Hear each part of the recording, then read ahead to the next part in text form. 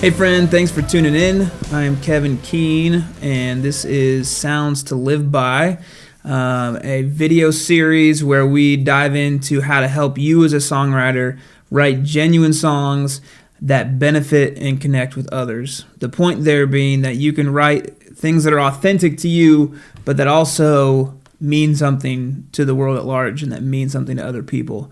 Before we dive into today's topic, if you haven't got my killer melody checklist yet, click the link below or the link in bio, whatever this video is on, and get that checklist. It's called the Killer Melody Checklist. It's a 5-step outline that helps you really hone your melody and take it from being great to being amazing. Or if you're having trouble with it, it can take it to that next level of just really solidifying what you're trying to represent and what you're trying to capture with the song that you've been given. Because melody is king, in my opinion. Melody is key to you really being able to captivate your listener and give them the full picture of what your song is about. So grab that and make sure you utilize that the next time you're working on a melody.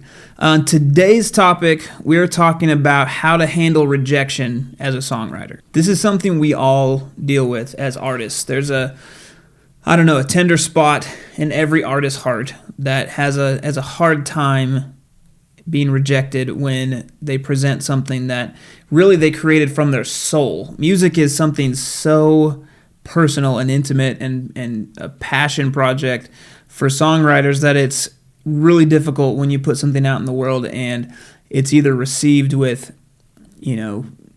lackluster response or maybe it's criticized, And so dealing with rejection as a songwriter needs to be something that we all understand and how to process and have the right mindsets behind how we approach our music going out into the world and then the response from people.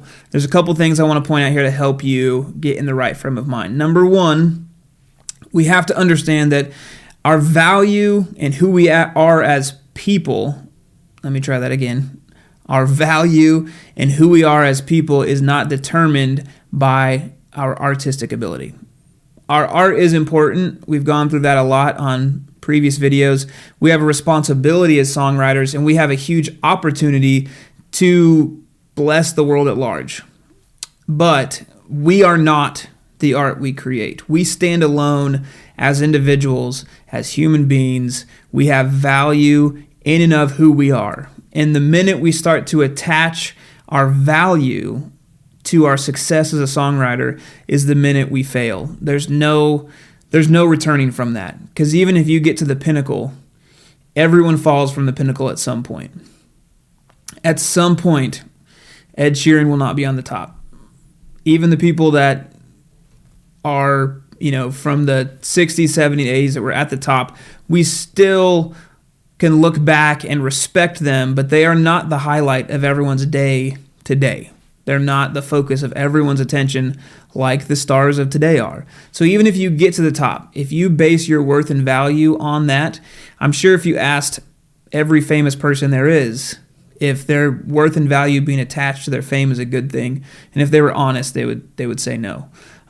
Because if you put your identity and you put your worth and value on the line and say, success looks like this for me to be happy, for me to be content, then it's going to be a problem. So step number one to dealing with rejection as a songwriter is to know, even if you are rejected, it's not a slam on you as a person. You have worth and value in and of yourself. So that's number one. Number two is if we look at our songs, our music, whatever level, you might be a songwriter that wants to pitch songs, wants to have a publishing deal, and you pitch songs and they're used and other people sing them, or they're placed in TV shows, movies. Or you might be a singer-songwriter, an artist that writes for their own benefit and puts it out on streaming platforms and plays shows and that whole thing. Whatever your approach is as a songwriter, if you look at each individual song as defining your craft, you're also gonna have a problem. Rejection is gonna come really easy if you base how you feel about yourself and how you feel about your abilities on each song you release. You have to look at your scope of work, past, present, and future, to identify really what you have to offer. If you put out a song that is maybe not as good as some of your other songs, you can't look at that one song and feel rejected because it didn't do as well as some of the other music. You have to see it as, this is just one song in my scope of work. Hopefully in your lifetime, if you're a serious songwriter and you're serious about this, hopefully you'll put out hundreds and hundreds of songs. If not putting them out on streaming platforms and physical CDs, by putting them out, you're releasing them out into the world, you're playing them at shows, you're sharing them with friends, that hopefully your scope of work will be so large that you're not identifying yourself off of one or two of those songs. The fact of the matter is that we don't write our masterpiece every time. A masterpiece is usually standing alone. And after your scope of work, after your life, and all of your creativity has been measured, there may be one in there that people say was your masterpiece. But that's not what we're going for. We're not going for the masterpiece. We're going for being consistent and taking songwriting seriously. And so I want you to remember that as you release music. Don't look at it as each individual song. Think about your scope of work and how much you want to release into the world and how prolific you want to be with your art, that you're not focusing on one or two songs. And then the last thing you need to know when you're dealing with a proper mindset and handling rejection as a songwriter is that you have to use rejection as a catalyst for growth.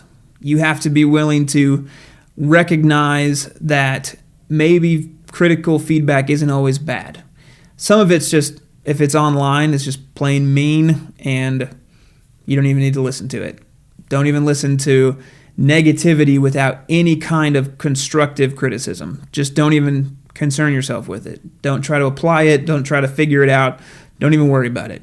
If it is positive in nature, if someone is giving constructive criticism, then consider that. Let that be a catalyst for growth. Let that be something that pushes you to work harder, do better on your next song. However, you could also see it this way. Sometimes people are just ahead of their time. There are plenty of famous artists throughout history that weren't discovered or appreciated until decades or centuries after they created their works. So you have that for you too. Now, are we all just geniuses that aren't understood? No. Sometimes I write songs that just aren't that great. So we can't always play that card. We have to be humble enough to say, maybe I'm not the next savant that just can do no wrong. But looking at it from the lens of, I'm going to use this as a growing opportunity. I'm not going to take it personal because my worth and value is not determined by what people receive me as or not. That I know who I am as a person, as an individual, and my art, my creativity comes out of that being, out of that identity, then I'll relate properly to criticism, feedback, and even rejection. Because the truth of the matter is we are going to be rejected in life, whether it's through our music, whether it's through what we stand for, what we believe in. Our country's really polarized right now. The world is really polarized. And there's going to be times where you'll be rejected for what you believe, what you stand for. But when you understand that your root value goes much deeper than your opinion, and it goes much deeper on the other side, that we look at people that maybe we want to reject because they're not like us, or we don't understand them, or we don't agree with them. We also have to acknowledge their root value goes deeper than their opinions. And I think if we see it like that, if we understand that we are more than the art we create, then the art we create will be more than we ever dreamed imaginable, because we'll be writing and creating out of a different motivation. So I want you to message below. Let me know what you think. Email me. Send me an email at kevinkeen@gmail.com. Let me know what you think about this topic. How do you deal with rejection as a songwriter? what's a situation or instance, or maybe you have some advice for us. I'd love to share those answers with our community at large. And really, I just want all of us to be able to encourage each other, build each other up, and help us all move forward into the creative endeavors that we are meant to pursue and meant to accomplish. I hope you have a great day. Remember, if you haven't gotten the Killer Melody Checklist yet, click the link below, grab that. Feel free to utilize that on anything you're working on. It'll help you craft better melodies. We'll see you next time.